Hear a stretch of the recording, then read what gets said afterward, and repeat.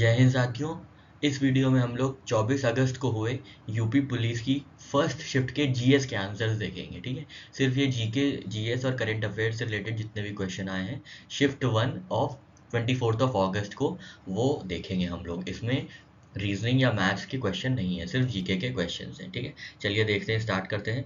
तो पहला आपसे क्वेश्चन पूछा गया था कि कौन सा ट्रोजन वायरस रिलीज किया गया था सोलर विंड ओरियन प्लेटफॉर्म पे। ठीक है, सोलर विंड ओरियन प्लेटफॉर्म से कौन सा ट्रोजन वायरस रिलीज किया गया था, तो इसका नाम है सनबर्स्ट। ठीक है, सनबर्स्ट, ये देखिए यहाँ पे सनबर्स्ट। ठीक है, सनबर्स्ट। ठीक है, solar winds supply chain attack uses sunburst. ठीक है, तो सोलर विंड्स ओरियन बिजनेस का जो है वो मालवेयर जो ट्रोजन वायरस आया था वो सनबर्स्ट था। इसका सही आंसर सनबर्स्ट होगा। फिर पूछा था आपसे दूसरा क्वेश्चन, पृथ्वी के प्रथम सुपर कॉन्टिनेंट का नाम क्या था, तो ये सबको पता होगा, ये पेंजिया नाम था। ठीक है, ये पेंजिया जो था सुपर कॉन्टिनेंट था, पृथ्वी का पहला सुपर कॉन्टिनेंट था। ठीक है, ये देखिए सुपर कॉन्टिनेंट लिखा है। ठीक है, तो सारे जो आपको आंसर्स मिल रहे हैं वो प्रूफ के साथ मिल रहे हैं, ये सारी वेबसाइट्स बहुत ही ऑथेंटिक हैं। नेक्स्ट आपसे पूछा गया था कि which organization provides loans and grants to world's poorest developing countries. ठीक है, तो सबसे ज़्यादा सबसे गरीब विकासशील देशों को ऋण और अनुदान कौन प्रदान करता है, तो ये प्रदान करता है विश्व बैंक। विश्व बैंक की एक शाखा है इंटरनेशनल डेवलपमेंट एसोसिएशन, वो क्या करती है, रीच पुअरेस्ट पीपल। ठीक है, पुअरेस्ट पीपल को पुअरेस्ट पीपल सबसे गरीब विकासशील देशों को ऋण और अनुदान प्रदान करने की कोशिश की जाती है, तो इसका आंसर होगा वर्ल्ड बैंक। नेक्स्ट ये है कि वेदों में मानव अधिकार को निम्नलिखित अवधारणा से दर्शाया गया है। In Vedas human right is signified with the concept of, अब ये तो बड़े खराब खराब ऑप्शंस हैं। ठीक है, तो इसमें इक्वालिटी हमारे हिसाब से होगा, पर इसका सही आंसर अभी मिला नहीं है, तो हमारे हिसाब से तो इक्वालिटी ही होगा। ठीक है, ह्यूमन राइट मतलब इक्वालिटी, अनटचेबिलिटी होगा नहीं, इनइक्वालिटी होगा नहीं, इकोनॉमिक सिस्टम होगा नहीं। ठीक है, अब पूछा गया आपसे वर्ल्ड आर्ट डे कब सेलिब्रेट किया जाता है, तो ये यूनेस्को की वेबसाइट से लिया है। वर्ल्ड आर्ट डे 15 अप्रैल से लिया है। ठीक है, 15 अप्रैल को सेलिब्रेट किया जाता है विश्व कला दिवस। ठीक है, विश्व कला दिवस को 15 अप्रैल के दिवस के रूप में मनाया जाता है। ठीक है, 15 अप्रैल को विश्व कला दिवस के रूप में मनाया जाता है। फिर आपसे पूछा था भारतीय संविधान का अनुच्छेद 352 किस लिए है। ठीक है, तो 352 किस लिए है, प्रोक्लेमेशन ऑफ इमरजेंसी। ठीक है, ये इंडियन कानून की ये बहुत ऑथेंटिक वेबसाइट है, तो आपको पता चल गया कि ये 352 जो है ये राष्ट्रीय आपातकाल की उद्घोषणा से संबंधित है। ठीक है, राष्ट्रीय आपातकाल की घोषणा से संबंधित है अनुच्छेद 352।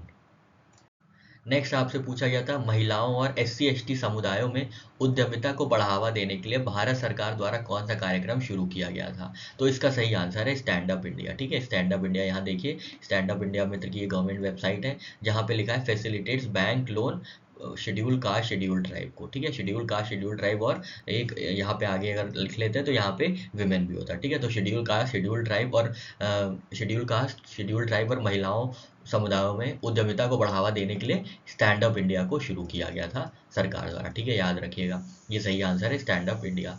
नेक्स्ट आपसे पूछा गया था विजयनगर साम्राज्य की स्थापना 1336 में किसने की थी, तो 1336 में किसने की थी, हरिहर और बुक्का ने। ठीक है, हरिहर और बुक्का ने की थी, इसका सही आंसर ये होगा। मेगा शहर वो शहर है जिनकी जनसंख्या कितनी मिलियन से अधिक है, तो 10 मिलियन से अधिक है। ठीक है, 10 मिलियन से अधिक वाली शहर को कहते हैं मेगा सिटीज। ये देखिए, ये यूनाइटेड नेशंस की डेफिनेशन है जो कहती है कि city with more than 10 million is mega cities. ठीक है, याद रखिएगा, मेगा शहर 10 मिलियन के ऊपर होगा, जिसकी जनसंख्या 10 मिलियन के ऊपर होगी वो मेगा शहर कहलाएगा।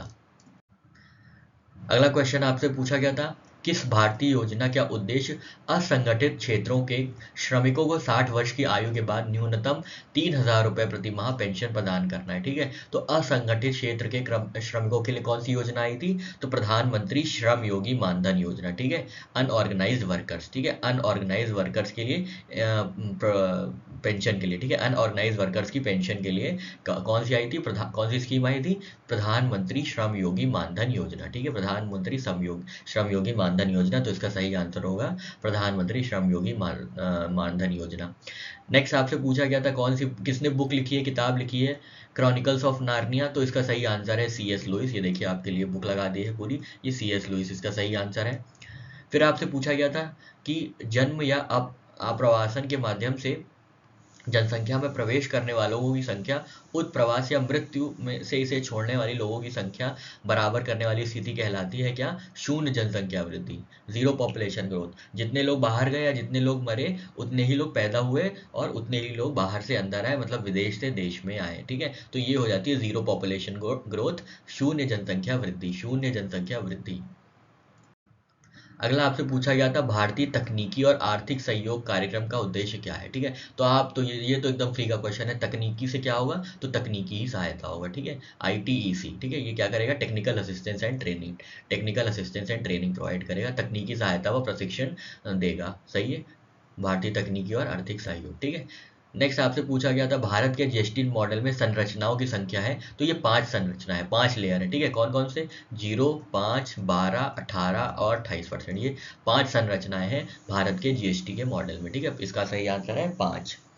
अगला आपसे पूछा गया था current director general of WTO, तो ये है गोजी ओकोंजो इवेला। ठीक है, ये देखिए goji Okonjo Iweala, world bank की वेबसाइट है ये। WTO की जो डायरेक्टर जनरल है वो है गोजी ओकोंजो इवेला। अगला आपसे पूछा गया था गॉडफादर पुस्तक किसने लिखी है, तो गॉडफादर पुस्तक मारियो पूजो ने लिखी है। ये देखिए मारियो पूजो ने लिखी है, ये पहला जो ऑप्शन है मारियो पूजो का, ये ऑप्शन सही होगा। पैन का पूरा फुल फॉर्म पूछा था, पूर्ण रूप क्या है, तो पैन का पूरा फुल फॉर्म है, पूर्ण रूप है permanent account number, permanent account number, स्थायी खाता संख्या, स्थायी खाता संख्या 10 नंबर की होती है, 10 डिजिट की होती है। ठीक है, पैन कार्ड। नेक्स्ट आपसे पूछा गया था पृथ्वी की जलवायु प्रणाली के लिए ऊर्जा का प्राथमिक स्रोत क्या है, तो ऊर्जा का प्राथमिक स्रोत सूर्य है, इसको तो कहीं जाने के देखने की जरूरत ही नहीं है। ठीक है, अगला आपसे पूछा गया था भारत में वित्तीय आपातकाल घोषित करने का अधिकार किसको दिया है, तो ये कॉन्स्टिट्यूशन ऑफ इंडिया साइट है, एकदम गवर्नमेंट की वेबसाइट है, जहाँ पे लिखा है it empowers president to declare financial emergency. ठीक है, तो भारत में वित्तीय आपातकाल घोषित करने का अधिकार किसके पास है? राष्ट्रपति जी के पास है। ठीक है, महामहिम राष्ट्रपति जी के पास वित्तीय आपातकाल घोषित करने का अधिकार है, फाइनेंशियल इमरजेंसी को डिक्लेयर करने की अथॉरिटी है प्रेसिडेंट साहब के पास। ठीक है, नेक्स्ट आपसे पूछा गया था फेसबुक ग्राहक सबसे महत्वपूर्ण सोशल मीडिया मार्केटिंग टूल में से एक यूज करते हैं, तो इसका नाम है अगोरा प्लस। ठीक है, ये देखिए अगोरा पल्स। ठीक है, अगोरा पल्स, जिसके माध्यम से विशेष ऑफर और ऑन डिमांड प्रमोशन के बारे में पता लगा सकते हैं। ठीक है, तो ये अगोरा पल्स है फेसबुक का, जहाँ पे ऑन डिमांड प्रमोशन और स्पेशल ऑफर्स के बारे में पता चलता है। ठीक है, नेक्स्ट है बांग्लादेश की राजधानी ढाका। ठीक है, नेक्स्ट है इस दिन मनाया जाता है अंतर्राष्ट्रीय निरस्त्रीकरण एवं अप्रसार जागरूकता दिवस। अंतर्राष्ट्रीय निरस्त्रीकरण और अप्रसार जागरूकता दिवस कब मनाया जाता है, तो ये 5 मार्च को मनाया जाता है, यूनाइटेड नेशन की वेबसाइट पे है, ये 5 मार्च को मनाया जाता है। International disarmament and non proliferation awareness day, अप्रसार जागरूकता दिवस, निरस्त्रीकरण एवं अप्रसार जागरूकता दिवस 5 मार्च को। अगला क्वेश्चन आपसे पूछा गया था हाल ही में किस भारतीय हवाई अड्डे को यूनेस्को के 2023 प्रिक्स वर्सेल्स से मान्यता मिली थी। ठीक है, तो यूनेस्को यहाँ पे लिखा है, यूनेस्को की प्रिक्स वर्सेल्स जो मान्यता मिली थी वो केम्पेगौड़ा इंटरनेशनल एयरपोर्ट को मिली थी, बिजनेस स्टैंडर्ड की खबर सी है।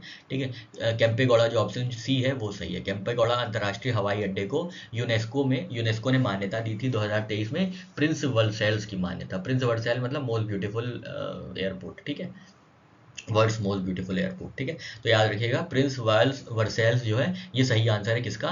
केम्पेगौड़ा का, मतलब केम्पेगौड़ा सही आंसर है, सही उत्तर है प्रिक्स वर्सेल्स, यूनेस्को 2023 की मान्यता का। ठीक है, अगला जो क्वेश्चन था वो पूछा था आपसे कि ह्यूमन राइट्स और इन ह्यूमन रॉन्ग्स पुस्तक के लेखक कौन है, तो ये VR कृष्ण अय्यर है। ठीक है, ये VR कृष्ण अय्यर है, यहाँ पे आप देखिए। ठीक है, ये बुक है human rights and in human wrongs, ये जस्टिस VR कृष्ण अय्यर साहब ने लिखी है। ठीक है, ये इसका सही आंसर होगा। नेक्स्ट है साहित्य में नोबेल पुरस्कार प्राप्त करने वाले पहले भारतीय हैं रविन्द्रनाथ टैगोर। ठीक है, रविन्द्रनाथ टैगोर जो है ये पहले भारतीय हैं जिनको 1913 में साहित्य के लिए नोबेल प्राइज मिला था, साहित्य में नोबेल पुरस्कार से सम्मानित किया गया था। ठीक है, तो इसका सही आंसर है रविन्द्रनाथ टैगोर। जर्मनी की राजधानी कौन सी है? बर्लिन है, तो सबको पता है।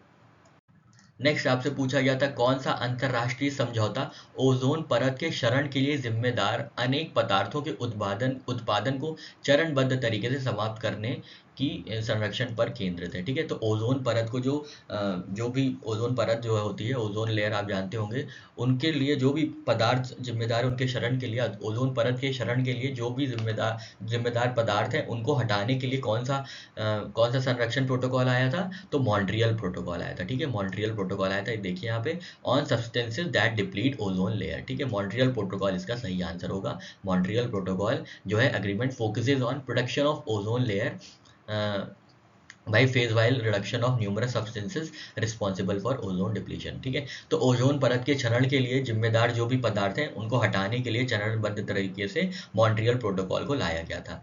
दिल्ली का पहला सुल्तान कौन था? कुतुबुद्दीन ऐबक। ठीक है, नाइट्रोजन की खोज किसने की है? तो डेनियल रदरफोर्ड ने की है। ये पीरियोडिक टेबल की एक वेबसाइट है, यहाँ पे लिखा हुआ है, nitrogen was discovered by Daniel Rutherford in 1722। ठीक है, फिर आपसे पूछा गया था जीएसटी का कॉमन पोर्टल क्या है? तो ये जीएसटी का कॉमन पोर्टल है gst.gov.in, gst.gov.in, ये इनका कॉमन पोर्टल है। ब्लू माउंटेन किसको कहा जाता है? तो नीलगिरी है तमिलनाडु में, इनको ब्लू माउंटेन कहा जाता है। नाम में ही नील है, नील मतलब नीला। ठीक है, तो ये ब्लू माउंटेन्स कौन है? नीलगिरी हिल्स है। नेक्स्ट आपसे पूछा गया था व्यापार घाटा क्या होता है? तो व्यापार घाटे से क्या अभिप्राय है? जब किसी देश का आयात उसके निर्यात से अधिक हो जाता है तो उसको व्यापार घाटा कहते हैं या ट्रेड डेफिसिट कहते हैं। ट्रेड डेफिसिट क्या है? When value of imports exceeds value of exports. आयात ज़्यादा है, निर्यात कम है, तो हम घाटे में हो जाएंगे ना। ज़्यादा खरीद रहे और कम बेच रहे हैं तो घाटे में आ जाएंगे, जिसको व्यापार घाटा कहते हैं। ठीक है, ऑप्शन सी इसका सही आंसर होगा। नेक्स्ट आपसे पूछा गया था उत्तर प्रदेश में कुश्ती की पारंपरिक रूप का नाम बताइए। लिखिए, कुश्ती नाम ही लिख दिया यहाँ, इससे ज़्यादा आसान क्वेश्चन तो आपको दिखाई नहीं कहीं पे। ठीक है, कुश्ती की पारंपरिक रूप का नाम बताइए। तो कुश्ती है, पहलवानी है। ठीक है, अब कबड्डी थोड़ा ना करते हैं हम लोग कुश्ती में। कुश्ती में तो कुश्ती या पहलवानी होती, तो इसका सही आंसर कुश्ती या पहलवानी है। ठीक है, फिर आपसे पूछा गया था रेत और धूल तूफान रिपोर्ट किसकी है? रेत और धूल तूफान sand and dust storms report है यूएनईपी की। ठीक है, ये देखिए यूएनईपी जो लिखा है, ये ऑप्शन ए इसका सही आंसर है। रेत और धूल तूफान किस संस्था ने जारी किया है? तो यूएनईपी ने जारी किया था। नेक्स्ट आपसे गया था 33 नंबर क्वेश्चन, पृथ्वी का एल्बिडो काफ़ी हद तक किससे प्रभावित होता है? तो पृथ्वी का एल्बिडो जो है रिफ्लेक्टिंग जो अर्थ की रिफ्लेक्टिंग कैपेसिटी है वो किससे इफेक्ट होती है? तो वो क्लाउडनीनेस से इफेक्ट होती है। ठीक है, बादल छा जाने से होती है। ठीक है, अब जब बादल छा गए तो जो अर्थ रिफ्लेक्ट करती है सनरेज, वो नहीं रिफ्लेक्ट हो पाएगा बादल छाने की वजह से। ठीक है, तो ये जो है क्लाउडीनेस इफेक्ट करती है। नेक्स्ट आपसे पूछा गया था डीएनए की संरचना किसके द्वारा खोजी गई थी? तो डीएनए की संरचना फ्रांसिस क्रीग और जेम्स वाटसन द्वारा खोजी गई थी। ठीक है, ऑप्शन बी इसका सही आंसर है, जेम्स वाटसन और फ्रांसिस क्रीग द्वारा स्ट्रक्चर ऑफ डीएनए जो है खोजा गया था। ठीक है, ये थोड़ा सा डिस्प्यूटेड क्वेश्चन है, which bank supported demonetisation in India? तो इसमें अगर आरबीआई अगर हम मानेंगे तो आरबीआई ने मना किया था। ठीक है, आपको पता होगा 2016 में जब डिमोनेटाइजेशन लागू हुआ था, उस समय उर्जित पटेल साहब जो हैं आरबीआई गवर्नर थे, और उन्होंने इसी की वजह से रिजाइन कर दिया था, क्योंकि वो नहीं चाह रहे थे कि डिमोनेटाइजेशन हो। ठीक है, तो ये थोड़ा सा डिस्प्यूटेड क्वेश्चन हो सकता है, जिसके लिए आप मतलब ऑब्जेक्शन रेज कर सकते हैं। ठीक है, नेक्स्ट है, निम्नलिखित में किस साइबर अपराध में संवेदनशील जानकारियों को खुलासा करने के लिए व्यक्ति को धोखा देना शामिल है? क्या मतलब है? Revealing sensitive information. ठीक है, कोई भी सेंसिटिव इन्फॉर्मेशन कैसे रिलीज होती, किस प्रोसेस से रिलीज होती है? तो फिशिंग से ही। ठीक है, फिशिंग, ये जो डी ऑप्शन है फिशिंग, ये इसका सही आंसर है। ये अटेम्प्ट करता है स्टील सेंसिटिव इन्फॉर्मेशन। ठीक है, सेंसिटिव इन्फॉर्मेशन स्टील करने के लिए क्या कोशिश होती है? तो फिशिंग अटैक की कोशिश होती है, फिशिंग अटैक की। ठीक है,